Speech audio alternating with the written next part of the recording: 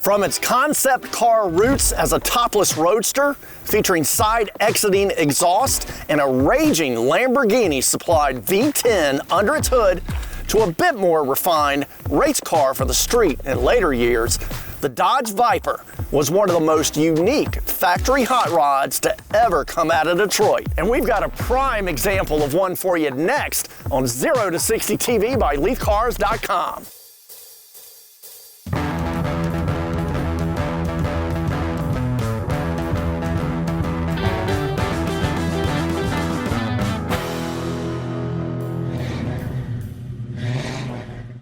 Joining us today on 0 to 60 TV by LeithCars.com is music producer and car aficionado, Justin Pelham. Thanks for joining me today, Justin. Thanks, Mark. The Dodge Viper was a pretty rare car during its production run from 1992 to 2017, and even more of a rare sight since its retirement. It was a hand-built American sports car for muscle car fans. And today, you're invited to join us for our blast from the past. These are the top 10 things we love about the Dodge Viper SRT-10. 1. The original Viper back in '92 featured an aluminum engine block converted by Lamborghini from a Dodge Iron Block V10, because Chrysler owned Lamborghini back then. The Viper's new 8-liter V10 produced 400 horsepower to help launch it from 0 to 60 in 4.2 seconds. Our 2005 Viper has an 8.3-liter alloy block V10, good for 500 horsepower and a 3.9-second 0 to 60 time. 2. The Viper is a very raw sports car, especially when it debuted without a permanent roof, no windows in the doors, no AC, and no traction control or other electronic safety nannies, just the way Bob Lutz, Chrysler's head of global product, envisioned it. Air conditioning did come later in 1994, and it's included here too in our 2005 Viper. 3. Not only did the original Viper not have door glass or AC, but it also didn't have door handles.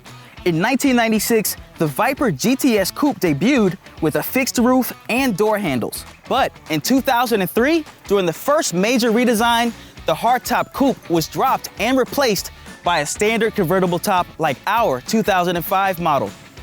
4.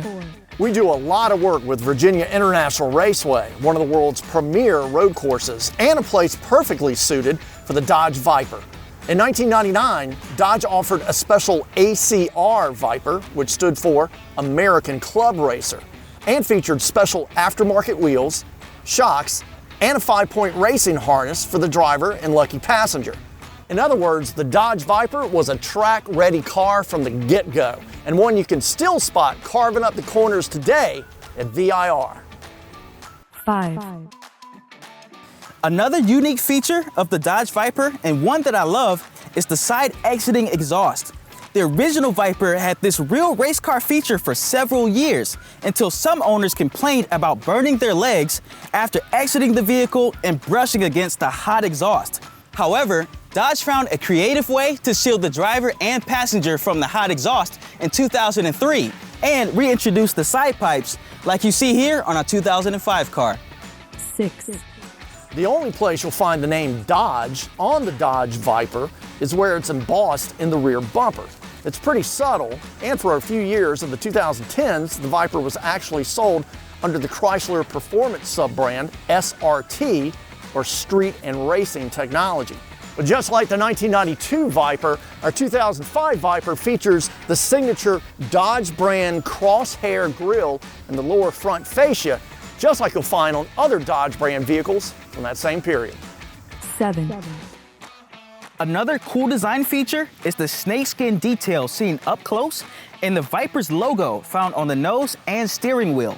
In fact, Dodge chose Viper for the car's name because it was designed to be a modern-day version of the legendary Shelby Cobra sports car designed by Carroll Shelby back in the 1960s. Since Dodge couldn't use Cobra for their new sports car, they decided to call it Viper.